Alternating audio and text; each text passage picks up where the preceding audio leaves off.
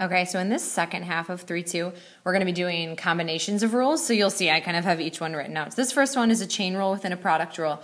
So I've been telling you when we were doing the product rule that you should really get in the habit of keeping yourself organized, because there will be a time in the future where the functions will get more complicated. Well, this is that time.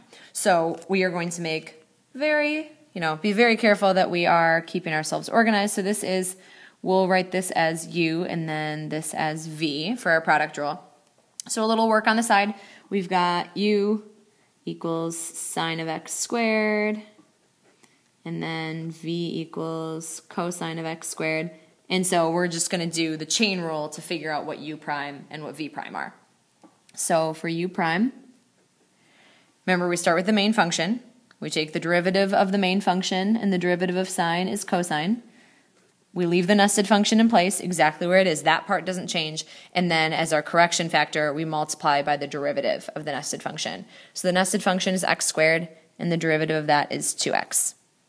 All right, V prime, very similar. We start with the main function. The derivative of cosine is negative sine. Leave the nested function exactly where it is, and then as a correction factor, multiply by the derivative of the nested function, which is, again, 2x. So there's all our pieces. We're going to multiply everything together. You know the way the product rule works. We do the first times the derivative of the second. So I'm going to start with y prime equals. So I'm going to multiply these together. I have negative 2x that I could put out front.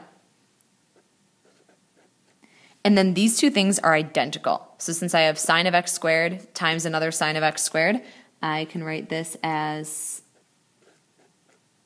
sine squared. So this is like sine of x squared squared. That's why I write that in the middle, because I multiplied it by itself. It ended up being squared. And then v times u prime, so the second times the derivative of the first. So then I add this next piece so I can have a 2x out front. And then the same thing happened here that happened with the sines. I'm multiplying the exact same things together, so I can write it as cosine squared. And then the input is x squared. That wouldn't have worked if the x squareds weren't there. Like, it has to be the exact same cosine function, but since they are, I can write it as cosine squared. So this is my derivative. So that's a chain rule combined with a product rule. Next, we have a chain rule within a chain rule. So it's like doing a chain rule and then doing it again. So we want to make sure that we're keeping ourselves organized here. So for this one, we're going to do something called the U-Substitution. And so we're going to rewrite the inside function. It's going to look like this. So I'm going to write this as y equals secant of u. Okay? So since I have like a double nested function, my nested function has a nested function, so this will help us keep ourselves organized. And so it's like a little key here where u is equal to the square root of t squared minus 9. Okay, so again, this will be very helpful in keeping us organized. So when I go to take the derivative of this, I'm going to use this version, my U-substitute version. So y prime equals, so I start with the derivative of secant. Remember, the derivative of secant is secant times tangent. So I do secant, leave the u in place, times tangent, leave the u in place. And then since it is a chain rule, I have to multiply by the derivative of the inside function. I'm just going to write that as u prime, because I have this whole other thing going on with u over here. So here's my first round of the chain rule. Now here's what I don't know yet. I don't know what u prime is. And if we look over here, finding u prime is going to require another chain rule. So keeping ourselves organized is very important. So I'm going to write this as a power rule, just because that'll make it easier on you. So square root is the same as the 1/2.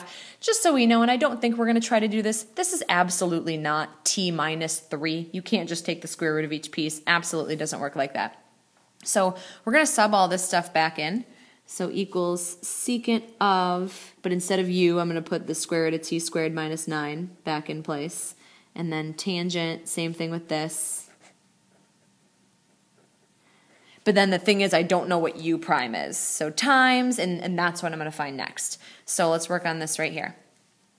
So u prime equals, so my main function here is the 1/2 power function. So the 1/2 comes out front. My t squared minus 9 will stay exactly where it is. According to the power rule, I subtract 1 from my old power. And then as a correction factor, I multiply by the derivative of my nested function. So the derivative of t squared is 2t, and the derivative of 9 is just 0. So we actually can clean this up a little bit. The 1/2 and the 2 will cancel out. So now I'm going to write my u prime right here, and I will be done. So this, since this is the negative 1/2, I'm going to write that as a square root in the denominator, and then times t, so that'll end up in the numerator. So this right here is my very lovely y prime. So finding the derivative of the nested function required another chain rule. Okay, another one. This is another chain rule within a chain rule. So for this one, we're finding the second derivative of this. So when we do the first derivative, that will require a chain rule, and then you'll see what happens with round 2. So let's find the first derivative. So I'm going to write this as y equals x squared plus 9 to the 5th. Now you could do U-substitution all the time. It's just almost necessary when you have 2 nested functions. This one we could probably do. So y prime. My outside function is a power rule with exponent 5. So the 5 comes out front. I leave my nested function exactly where it is. I subtract 1 from 5, and I get a new power of 4. And then I multiply by the derivative of the nested function. Derivative of x squared plus 9 is 2x. Okay, so that's from so far. Since I have to take another derivative, I want to make sure it's as cleaned up as it can be first. So I'm going to write this as, so the 5 times 2x can go out front as 10x, and then x squared plus 9 to the 4th. So that's my first derivative. This notation means I'm taking the second derivative. So the second derivative of this thing right here requires basically what I did on the first example. I need a product rule because this is the first function, this is the second function, but my product rule requires a chain rule. So I'm going to stay nice and organized. So here's u. Here's v, super organized. Let's start everything off over here. So u equals 10x, v equals x squared plus 9 to the 4th. So u prime is a nice easy one. This is just a linear piece, and the derivative of 10x is just 10.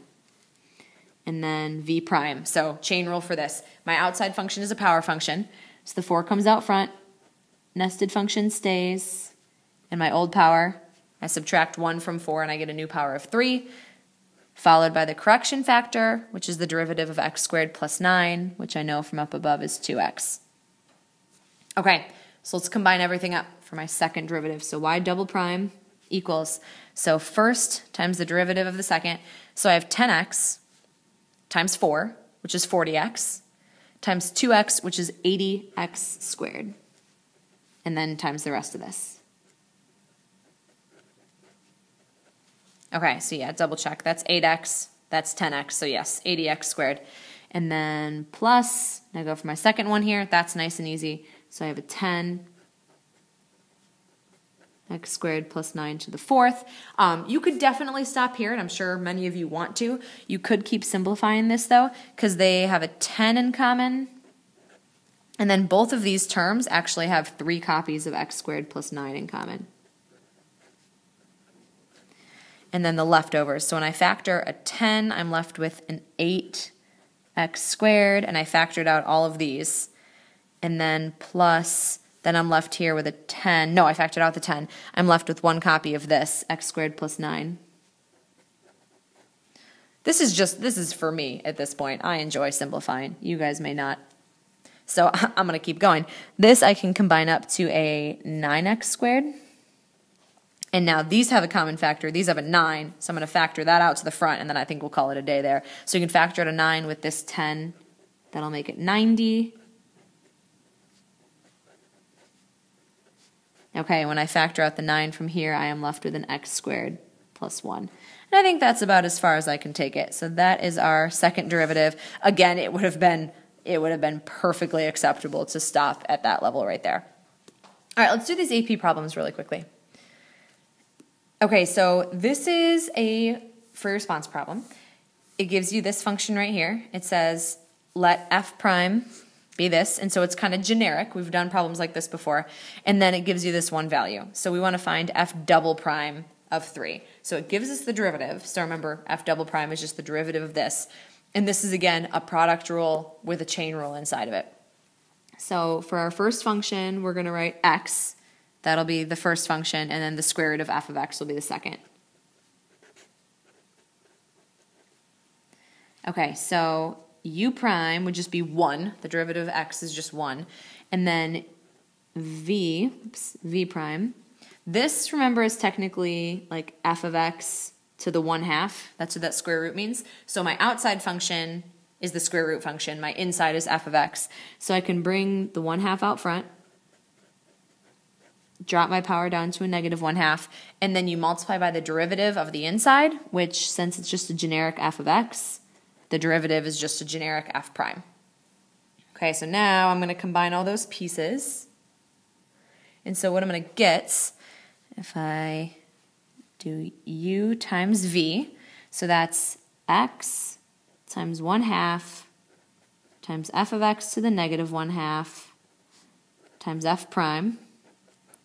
Whew, okay, and then plus, this part will be easier, just 1 times the square root of f of x. Okay, so this is the level that you're dealing with when we look at AP problems. So they give us this, and they're specifically asking for the second derivative at 3. So we're going to plug the 3 in everywhere. So 3 times 1/2 times f of 3, which is 25, to the negative 1/2, times f prime of 3. Okay, I don't have f prime of 3 yet, but I do have this function. So I can just plug the 3 in right there. 3 times the square root of 25.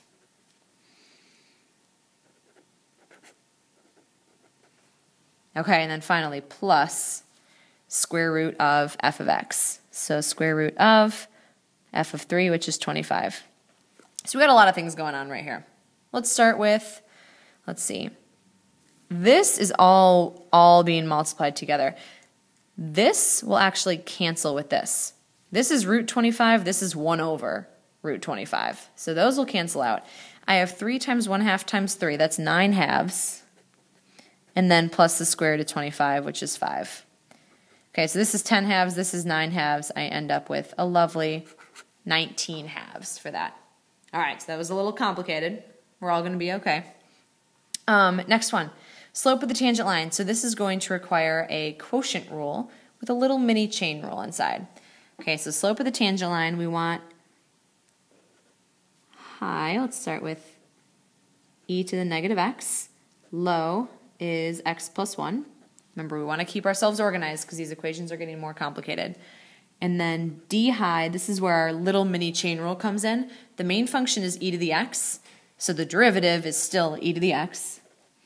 We leave our nested function in place and then multiply by the derivative of the nested function. So the nested function is negative x, its derivative is negative 1.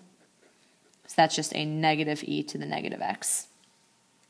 And then d low, that's just a linear piece. The derivative of x plus 1 is just 1.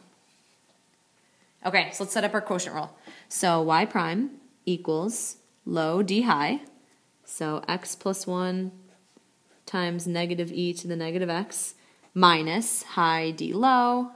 So just 1 times e to the negative x all over low low. So that is x plus 1 quantity squared. Okay, so I'm not going to clean that up any farther because all I'm doing is plugging in the 1 anyway. So I'm going to plug in 1. So 1 plus 1 is 2. Negative e to the negative 1 minus e to the negative 1 over 1 plus 1, so 2 squared. Almost done. So this is a negative 2e to the negative 1, so I can combine these up. So I'm going to have negative 3e to the negative 1 over 4. And so finally I can see this e is going to get flipped down to the denominator, and so it would be answer B. 3 over 4e. Negative 3, I'm sorry, over 4e. Okay, so I think, yep, that's the last one.